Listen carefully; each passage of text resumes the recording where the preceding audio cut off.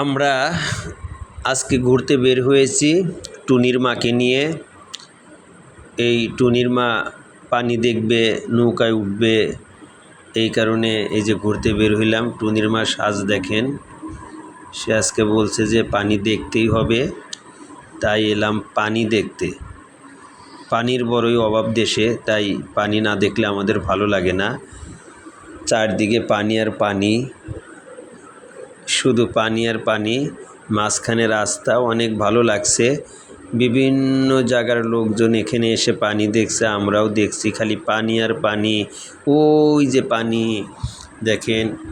টুনি কিভাবে হাঁটে, এই বাচ্চাটা দেখছেন কিভাবে তাকিয়ে আছে পানির দিকে। সে মনোযোগ দিয়ে পানি দেখছে। কে জনে তাকে একটু খোঁচা মারছে, তো সে ওই দিকে তাকাইলো, ভাবতেছে কে মারলো। দেখেন কত অল্পস্বরী সুন্দরী সে হাঁটছে, এদিক ওদিক কাকে যেন খুঁজতেছে, পাচ্ছে না। আমিও পিছু নিলাম, কোথায় যায় একটু দেখি কি করে। আরও বিভিন্ন ধরনের লোকজন দেখতে থাকলাম।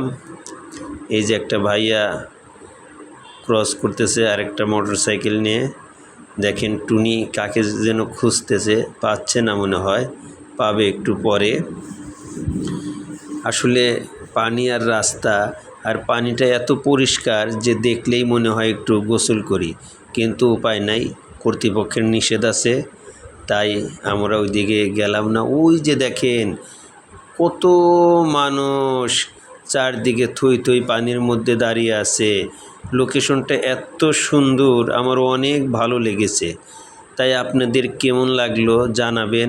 আর এখানে আপনারা ঘুরতে আসবেন, ঘুরলে মন ভালো থাকে, মন পরিষ্কার হয়, হৃদয়ের সব ধরনের ভালো লাগা শুরু হয়ে যায়।